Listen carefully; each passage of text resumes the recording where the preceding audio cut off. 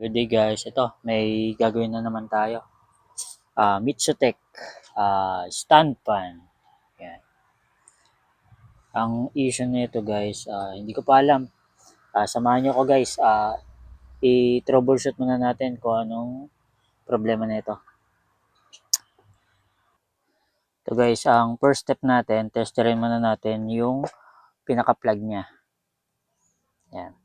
Tingnan natin kung may mariread, kung papalo siya.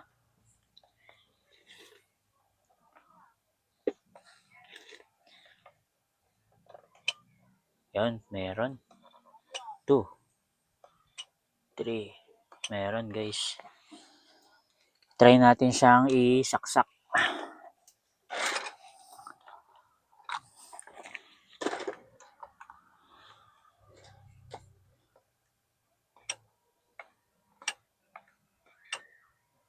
Yan guys. Napakahina ng ano niya. May ugong siya guys. Meron siyang ugong kaso hindi niya mapagalaw yung pinaka-LC.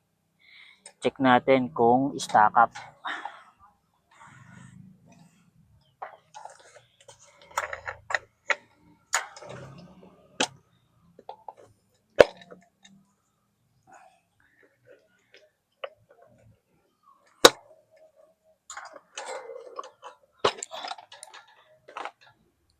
Ayan guys, stack up na Ayan, stack up.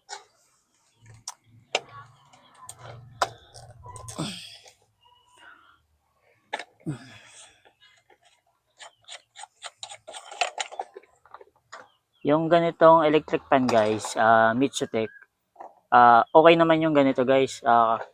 Kung gusto niyo ng mga budget meal na electric fan, dito na kayo sa Mitsutech. Ang kaso lang, kailangan lang talaga ng maintenance yung mga ganitong electric fan. Ang unang nagiging issue niya is yung capacitor. Humihina yung capacitor. Ang nangyayari, pagka mahina ang capacitor, ang tendency niyan, malakas uminit. Kaya yung shaft embossing niya, nag-i-stack up. Ito, double check natin yung capacitor niya. Pero yung winding guys, okay siya. Buo yung winding. Ayan. Grabe palang dumi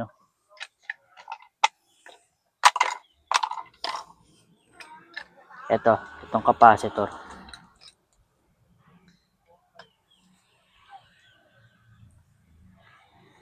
Sa panahon kasi ngayon guys, hindi natin masasabi yung capacitor na matibay talaga.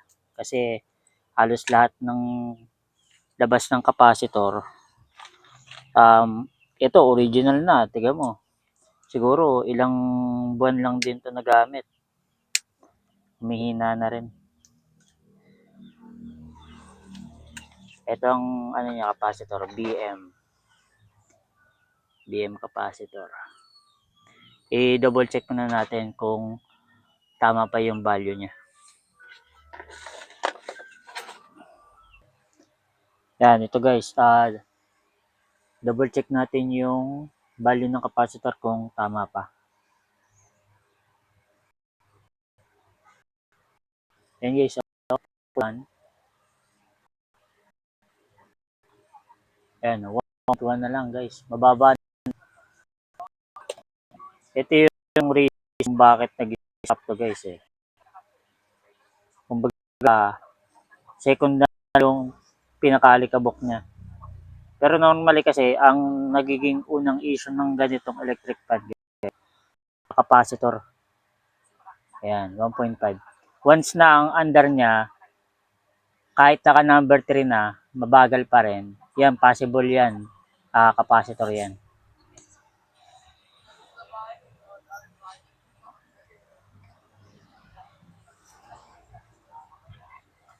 Pero yung winding guys, okay naman. Ano na rin to, copper winding, kaya mas nire-recommend ako na mas okay yung ganito. Kumbaga, kung naghahanap kayo ng mga budget meal na electric fan guys, dito na kayo sa Mitsutech. Mas okay to guys. Ang kaso lang talaga, kailangan lang siya ng maintenance. Kailangan maobserbahan nyo yung under niya kasi once na humina na yung hangin niya, possible yun, capacitor. Then, after nyo maglagay ng bagong capacitor, kailangan malalangsan siya. Yun lang guys. Babaklasin ko na muna para ma-repair na natin. Re-rebossing na rin natin to guys.